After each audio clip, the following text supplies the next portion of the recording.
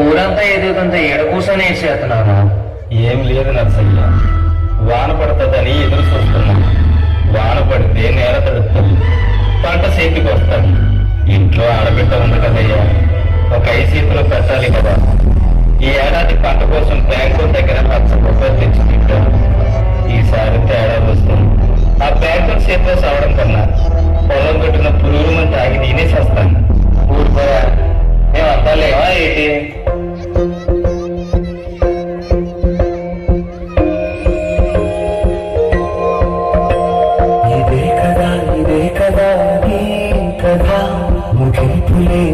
సదా సాగరా నీ కంటి రప్పదంచురా మనస్సు నిండి పొంగిరా బతుకుతున్న సొప్పగా ఒక్కొక్క జ్ఞాపకానికి మరింత ఆగు ఉందిగా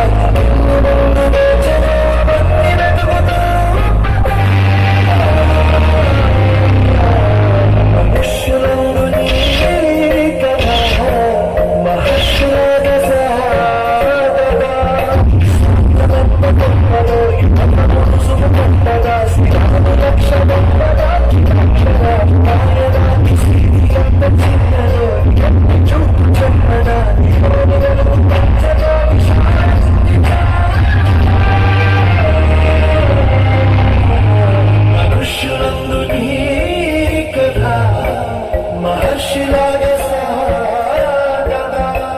మనుష్యులందు నీ కదా మహర్షిలాగా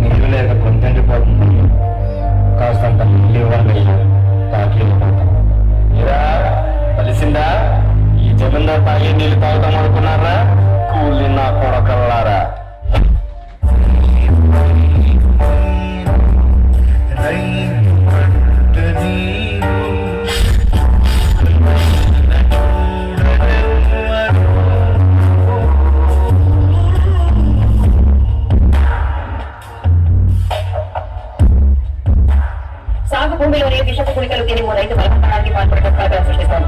రెండవ రోజు చేరిన నీళ్ల కష్టాలు పూలన పడేసిన పాత విత్తనం బయటకు తీసి అపార్ట్మెంట్లపై ఇరుచుకు పడుతున్నారు నగరవాసులు. మూడవ రోజు కూడా సిటీలో ఇదే పరిస్థితి. నీటి కోసం డ్యూటీలు, దోపిడీ. 20 రూపాయల వాటర్ బాటిల్ ని బ్లాక్ లో 200 రూపాయలు కప్పుతున్నారు. బిందెలు పట్టుకుని 10 మైళ్ళు పోయి నీళ్లు తెచ్చుకుంటున్నాం. ఆ కష్టం ఏదో నీకు తెలియాలే. వ్యవసాయానికి నీళ్ళేక కదయ్యా, ఉన్న ఊరులు పెట్టి ఈ సిటీకి వచ్చి ఇష్టం లేకపోయిన ఆటలు ఆడుకుంటుంది. సొంత భూములున్న రైతుల బలవన్మరణాలు పెరగడం ఆందోళన కలిగిస్తారు.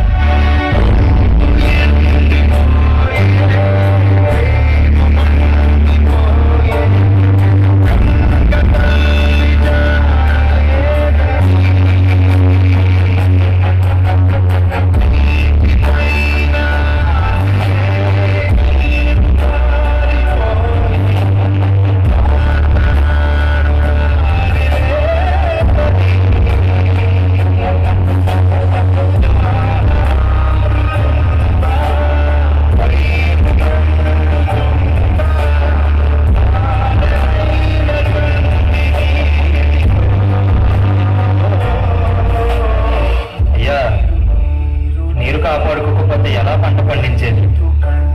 ఎలా అయ్యా 10 మందికి పెట్టు? వీళ్ళెవరికీ నీరు కోసం తెలియదు కదా. రేపు దుకాణాలు మూసేస్తున్నాం అనగానే ఈరోజు ఎవరు కూడా బంగారం కొనడానికి వెళ్ళరు, మొబైల్ ఫోన్స్ కొనడానికి వెళ్ళరు, కారు కొనడానికి వెళ్ళరు.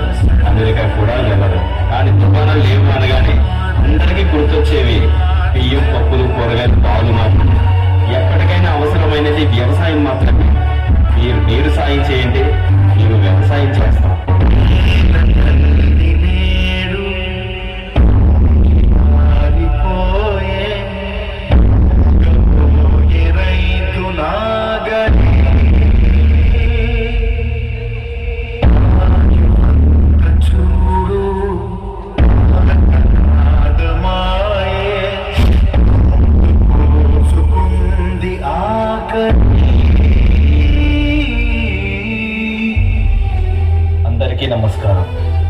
నీటి ఖర్చు తగ్గుతుందని నీరుని చోట పరిశ్రమలు కడుతున్నారు.